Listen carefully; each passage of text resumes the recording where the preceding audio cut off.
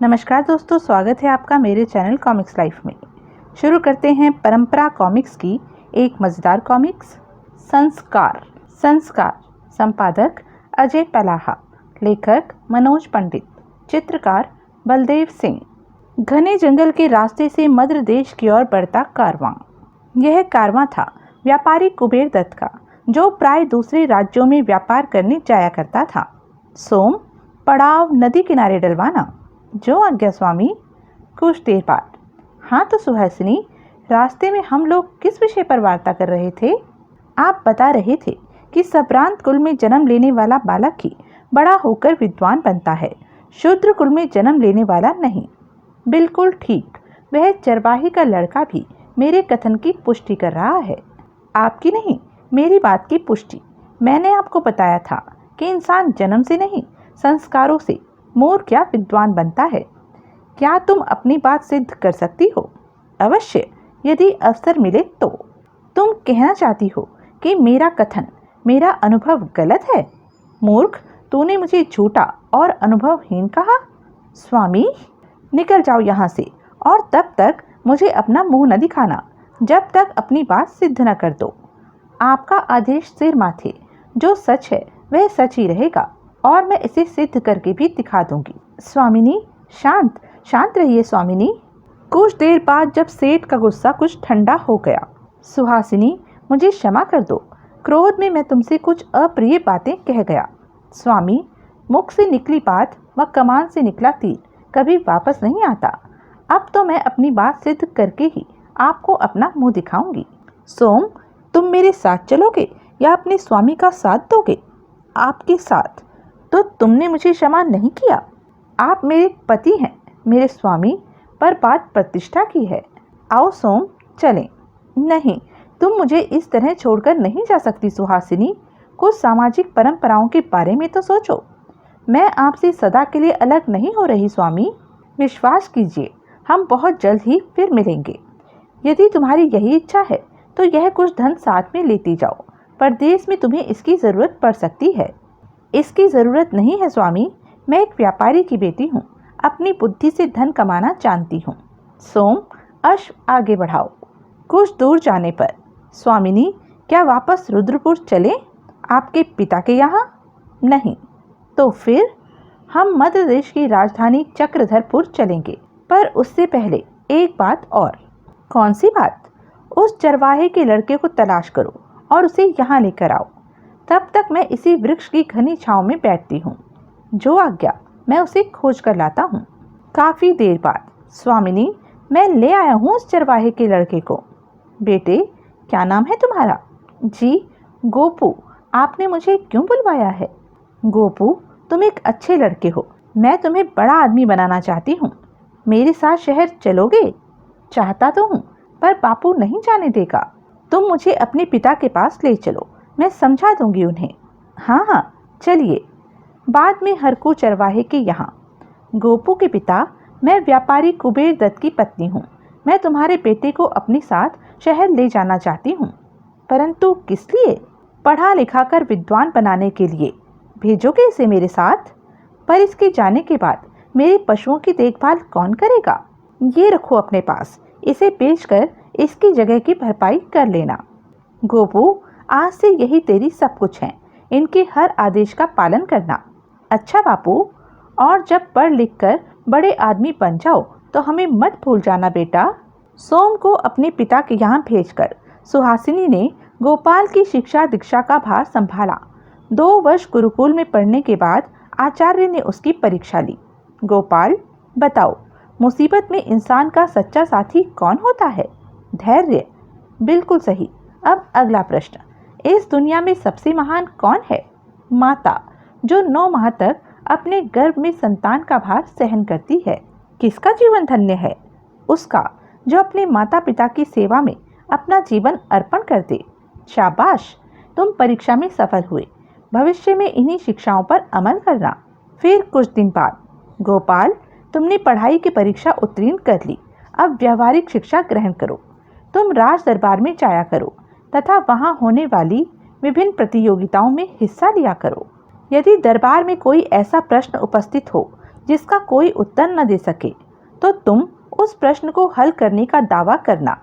उस प्रश्न का हल मैं तुम्हें बताऊंगी, बस तुम कुछ समय की मोहलत मांग लेना।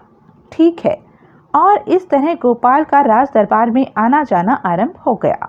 एक दिन, महाराज की जय हो, आपका यश बढ़ता रहे। तुम कौन हो आगंतुक? महाराज, मैं कंबोज देश का एक कलाकार हूँ। आपके दरबार की कीर्ति व यश देखकर मैं यहाँ पहुँचा हूँ। मद्र देश में तुम्हारा स्वागत है। क्या चाहते हो? महाराज, मेरे पास यह एक मिट्टी की पतकों का जोड़ा है। वाह, बहुत खूबसूरत है। इनमें से एक नर है, दूसरी मादा। आपका कोई विद्वान यदि इनकी पहचान कर देगा तो मैं न सिर्फ उसकी विद्वता का लोहा मानूंगा, बल्कि 20,000 स्वर्ण मुद्राओं से उसे पुरस्कृत भी करूंगा। दरबार में मौजूद सभी व्यक्तियों ने बारी बारी से उन खिलौनों को देखा। नहीं महाराज, बहुत मुश्किल है इनमें से पहचान कर छांटना कि कौन मादा है तथा कौन नर। दोनों बिल्कुल एक जैसे हैं महाराज, पहचानना मुश्किल है। वित्त मंत्री जयमल, तुम्हें ऐसे मामलों की बहुत परख है, तुम कोशिश करो। कारीगिरी का अद्भुत नमूना है महाराज, मैं भी असमर्थ हूँ पहचानने में। तो क्या पूरे राज्य में ऐसा व्यक्ति नहीं जिसे कला की परख हो? तभी, ठहरिए महाराज, तुम? मैं आपकी प्रजा का एक मामूली सा व्यक्ति हूँ तथा मेरा नाम गोपाल है। क्या तुम इस जोड़े में नर और मादा की पहचान कर सकते हो? बेशक। तो पहचान कर बताओ। मैंने पहचान कर ली है महाराज, पर इसका उत्तर आज नहीं, कल दूंगा। मैं कल तक की प्रतीक्षा कर लूंगा महाराज, लेकिन मेरी एक शर्त है। यदि यह कल तक पहचान न कर सका तो इसे हट जाने के तौर पर मुझे 20,000 स्वर्ण मुद्राएं देनी होगी। मुझे स्वीकार है महाराज।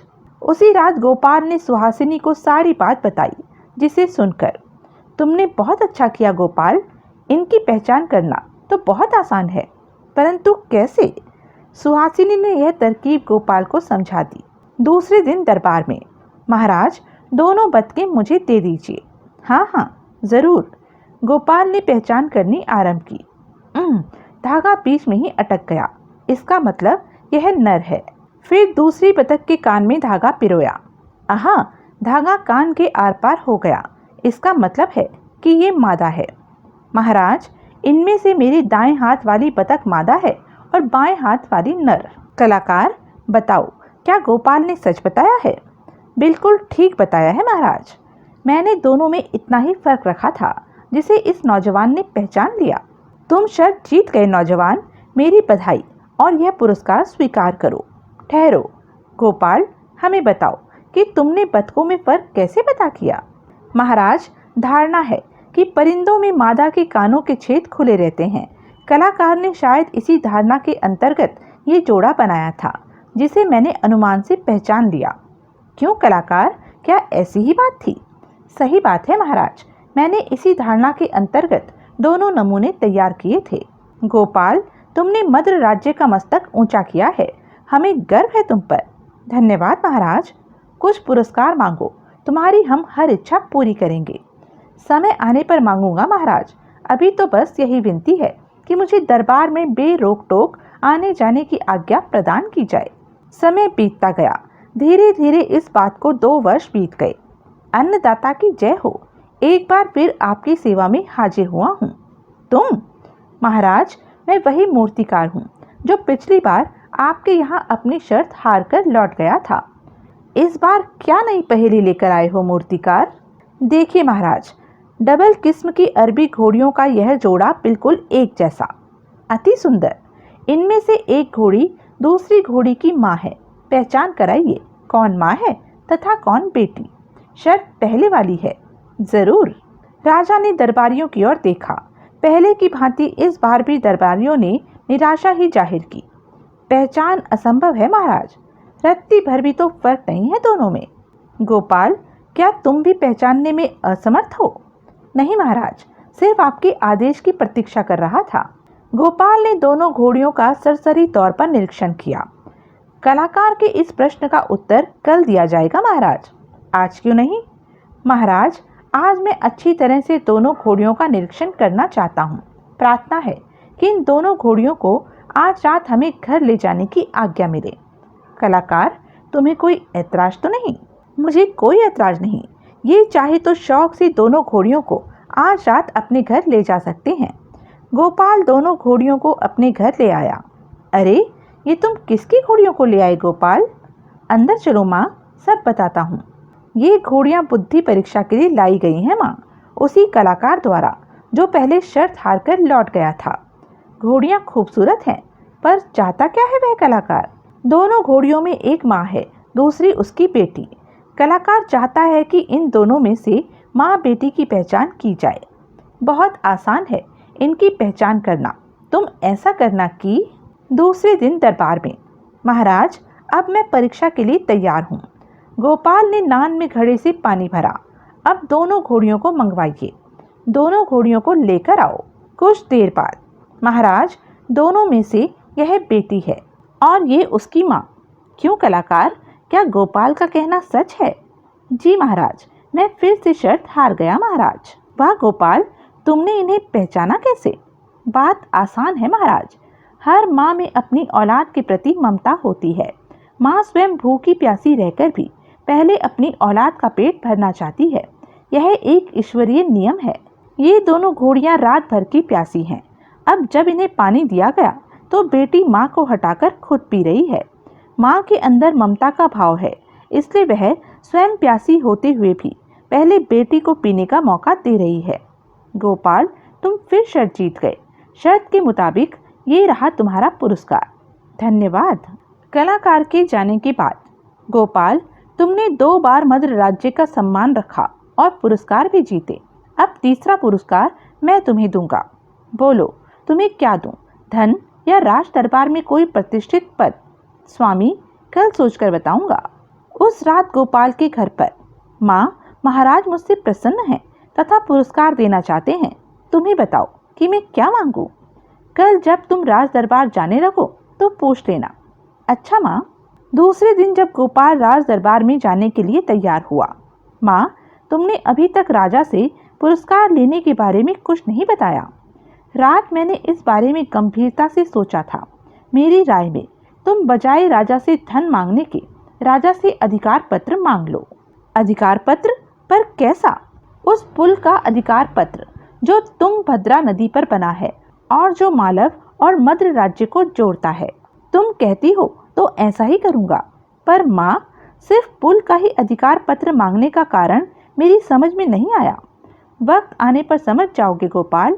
मैं एक व्यापारी की बेटी हूँ और उस पुल से मुझे बहुत सी उज्जवल संभावनाएं नजर आ रही हैं। ठीक है माँ। विस्मित सा गोपाल राज दरबार के लिए रवाना हुआ। समझ में नहीं आता माँ को उस पुल में क्या उज्जवल संभावनाएं दिखाई दी। वह तो नगर से भी दूर एक निर्जन स्थान पर है। राज दरबार में, महाराज, मुझे तुंगभद्रा नदी पर बने पुल का अधिकार पत्र चाहिए। मद्र देश से मालव या मालव से मद्र आने वाला कोई भी व्यक्ति या वाहन मेरी आज्ञा के बिना पुल से न गुजर सके। सिर्फ इतनी सी बात। गोपाल, हमने दिया तुम्हें उस पुल का अधिकार। सुहासिनी ने अपनी रुचि के अनुरूप पुल के पास अपना आवास बनवाया। समस्त यात्रियों और वाहन चालकों को निर्देश, सीमा शुल्क चुकाए बिना पुल में दाखिल न हो। आदेशानुसार मद्र नरेश। माँ, आज तो चमत्कार हो गया। दिन में पुल से इतने वाहन गुजरे कि संभालना मुश्किल हो गया। ये रही आज की सारी आमदनी। वाह! एक और शुभ सूचना है तुम्हें देने के लिए। सोम मामा रुद्रपुर से लौट आए हैं। कहाँ है सोम? दिखाई तो नहीं देते।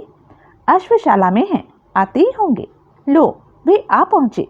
नमस्कार स्वामिनी। सोम, कैसे हो? रुद्रपुर में सब ठीक तो है? वहाँ सब ठीक है स्वामिनी। और मेरे स्वामी, वे कैसे हैं? सेठ जी के बारे में तो सुना है कि वे 2 वर्ष बाद काम्बोज से खूब धन कमाकर लौटे थे और तुरंत ही और खाद्यान्न लेकर मालव की ओर चले गए हैं। मालव जाने का रास्ता तो इसी पुल पर होकर है ना सोम? तब तो वे इस पुल से जरूर गुजरेंगे। उम्मीद तो यही है स्वामिनी, और मैं उसी दिन की प्रतीक्षा में हूँ जब उनके सामने मैं अपनी बात को प्रमाणित कर सकूं। सोम, तुम थके होंगे, अब जाकर आराम करो। शेष बातें सुबह होंगी। जैसा आदेश स्वामिनी। कुछ दिन बाद श्रावण मास की संध्या को व्यापारी कुबेरदत्त अपने काफिले के साथ पुल पर पहुंचा। ये कैसा परिवर्तन? समस्त यात्रियों और वाहन चालकों को निर्देश, सीमा शुल्क चुकाए बिना पुल से न गुजरें। सुनो, मध्य में दाखिल होने का यह नया फरमान क्या हाल में जारी हुआ है? जी हाँ, यह लो शुल्क और पुल खोल दो। हमें अफसोस है सेठ जी, प्रवेश का समय खत्म हो चुका है। क्या मतलब? सेठ जी, शाम के 6 बजे पुल पर यातायात बंद कर दिया जाता है और फिर दूसरे दिन ही खोला जाता है, ऐसा ही आदेश है। अरे नहीं भाई, ऐसा जुल्म मत करो। सिर्फ कुछ देर के लिए पुल खोल दो, मैं तुम्हें दुगना शुल्क देने को तैयार हूँ। विवशता है सेठ जी, कानून सबके लिए समान है, पर मेरी मजबूरी तो समझो। छक्कड़ों में लाखों मूल्य की चीनी भरी है, जरा सी बूंदें पड़ गई तो सब बर्बाद हो जाएंगी। हमें आपसी सहानुभूति है, लेकिन पुल नहीं खोला जा सकता है। हाँ, यदि गोपाल जी आज्ञा दे दें तो हम आपको जाने दे सकते हैं। गोपाल जी? ये कौन है? इस पुल के अधिकृत स्वामी उस पार रहते हैं, उस कोठी में। बहुत रहमदिल इंसान है, शायद तुम्हारी प्रार्थना स्वीकार कर लें। व्यापारी कुबेर दत्त ने धड़कते दिल के साथ पुल पार किया। अगर अधिकारी ने आज्ञा नहीं दी तो मुझे इस पुल के अधिकारी से मिलना है, गोपाल जी से। जरूर, पर आपका परिचय? मेरा नाम कुबेर दत्त है, खाद्यान्न का व्यापारी हूँ। कुछ क्षण यहीं प्रतीक्षा कीजिए। द्वारपाल ने अंदर सूचना दी। स्वामी, बाहर कुबेर दत्त नाम का एक आदमी खड़ा है, आपसे तुरंत भेंट करने की आज्ञा चाहता है। द्वारपाल, उस व्यक्ति का हुलिया कैसा है? द्वारपाल ने बताया। जाओ, अंदर ले आओ उसे। जैसा आदेश। माँ, तुम उस व्यक्ति का नाम सुनकर चौंकी क्यों थी? मुझे इस नाम के एक पूर्व परिचित का स्मरण हो आया था गोपाल। तुम इस व्यक्ति से मिलो, मैं और सोम साथ वाले कमरे में बैठेंगे। कुछ ही क्षण बाद। नमस्कार अधिकारी महोदय। नमस्कार, पधारिए। श्रीमान, मैं एक खाद्यान्न व्यापारी हूँ, कुबेर दत्त नाम है मेरा। आपका परिचय मुझे द्वारपाल से मिल चुका है, मुझसे मिलने का कारण बताइए आप। सोम, ये तो स्वामी हैं, जरूर किसी विपत्ति में फंस गए हैं। शायद। श्रीमान, मैं बहुत बड़ी मुसीबत में फंस गया हूँ, अगर आपने सहायता न की तो मेरा सर्वनाश निश्चित है। सेठ जी, भूमिका मत बांधिए, उद्देश्य कहिए। श्रीमान, पुल के पास मेरा काफिला खड़ा है, खांडसारी से भरा है। मैं चाहता हूँ आप उसे शहर जाने का आदेश पत्र जारी कर दें। इस वक्त ये नामुमकिन है सेठ जी, पुल पर आने जाने का समय निर्धारित है, जो सबके लिए समान है। इस बीच 60 वाले कमरे में। देखा सोम, कितना दृढ़ निश्चयी है मेरा पोषित पुत्र। ये सब आपके द्वारा दी गई शिक्षा दीक्षाओं का प्रभाव है स्वामिनी, पर कुछ विशेष परिस्थितियों में तो ये नियम बदले भी जा सकते हैं श्रीमान। ये लीजिए, अपने आदेश की अग्रिम कीमत पूरी 200 स्वर्ण मुद्राएं। ये क्या है सेठ जी, तुम मुझे रिश्वत देना चाहते हो? बड़ा जिद्दी अधिकारी मालूम होता है, शायद कम लगे हैं इसे, पर 300 स्वर्ण मुद्राएं लेकर जरूर मान जाएगा। हे, आप तो नाराज हो गए श्रीमान। लीजिए, 300 हो गए, अब तो आज्ञा दे दो। सोम, स्वामी व्यापारिक दांव पेंच खेल रहे हैं, कहीं गोपाल मेरी बात को असत्य सिद्ध न कर दे। मुझे यकीन नहीं स्वामिनी। एकाएक गोपाल के चेहरे के भाव बदले। तो सेठ, तुम यह 300 स्वर्ण मुद्राएं मुझे इसलिए देना चाहते हो कि मैं कानून को तोड़ दूं? बेशक, इसी में हम दोनों का फायदा है। पर अगले ही पल, दुष्ट मुझे कर्तव्य मार्ग से भटकाकर पतित करना चाहता है। उठा ये रकम और दफा हो जा यहाँ से, नहीं तो मैं द्वारपाल से कहकर धक्के भरवाकर निकलवा दूंगा। निकलो, फौरन बाहर निकलो। ठहरिए श्रीमान। सोम, मैं बहुत खुश हूँ। गोपाल ने मेरा कथन चरितार्थ कर दिखाया, पर तभी मुझे क्षमा कर दो, मैंने तुम्हें पहचानने में गलती की। अब कोई नया नाटक करने की कोशिश में हो? नहीं बेटा, मैं समझ गया। तुम्हें किसी भी प्रकार का प्रलोभन नहीं झुका सकता, लेकिन व्यापारी के नाते न सही, एक बुजुर्ग के नाते ही सही, तुम्हें मेरी प्रार्थना स्वीकार करनी पड़ेगी। मेरी इज्जत अब तुम्हारे हाथ में है, चाहे तो स्वीकार कर लो, चाहे तो ठुकरा दो। अरे रे सेठ, यह क्या करते हो? सोम, परीक्षा की घड़ी आ गई, बाहर चलो। ठहरो गोपाल। माँ। सेठ, कितनी बुरी बात है। तुम? हाँ, मैं सेठ जी। आप तो उच्च कुल में पैदा हुए एक संभ्रांत कुल के दीपक हैं, फिर एक शूद्र कुल वाले व्यक्ति के सामने इस तरह क्यों गिड़गिड़ा रहे हैं? मैं पूछती हूँ, क्या यह करना आपको शोभा देता है तुम ये क्या कह रही हो सुहासिनी? मेरी समझ में तो कुछ भी नहीं आ रहा। तभी सोम सामने आया। मुझे पहचाना स्वामी? सोम, ये सब क्या है सोम? स्वामिनी अपनी बात सिद्ध कर रही है स्वामी। स्वामी, गोपाल उसी चरवाहे का लड़का है जिसे आपने घृणापूर्वक कहा था कि ये शूद्र कुल में जन्म लेने वाला नीच प्राणी है तथा यह कभी बड़ा आदमी नहीं बन सकता। मैंने आपकी बात मिथ्या सिद्ध कर दी। ये नामुमकिन है। यही सत्य है स्वामी। विश्वास न हो तो स्वयं गोपाल से पूछ लो। क्या यह सच है गोपाल? यह सच है सेठ। मैं हरखू चरवाहे का वही लड़का हूँ जो कभी भेड़ बकरियां चराता था। आज मैं जो कुछ भी हूँ अपनी इसी माँ की कृपा से। सुना आपने? हाँ सुहासिनी, मैं लज्जित हूँ अपने कथन पर। अब मेरी समझ में आ गया कि तुम्हारा कथन ही ठीक था। आदमी उच्च कुल में जन्म लेने से नहीं, अच्छे संस्कारों से छोटा या महान बनता है। गोपाल, इन्हें प्रणाम करो। ये मेरे पति हैं और अब तुम्हारे पोषक भी। मैं अपने व्यवहार के लिए शर्मिंदा हूँ। नहीं बेटे, तुम बहुत महान हो, एक ऊंचे आदर्शवादी नवयुवक। ईश्वर करे जीवन में तुम खूब सफलता प्राप्त करो। और फिर सारी कटुताएं पलक झपकते समाप्त हो गई तथा वातावरण मुखरित हो उठा। तो यह थी परंपरा कॉमिक्स की एक मज़ेदार कॉमिक्स। ऐसी ही मज़ेदार कॉमिक्स के लिए बने रहें मेरे साथ। और हाँ, मेरे चैनल को लाइक, शेयर और सब्सक्राइब करना ना भूलें। धन्यवाद।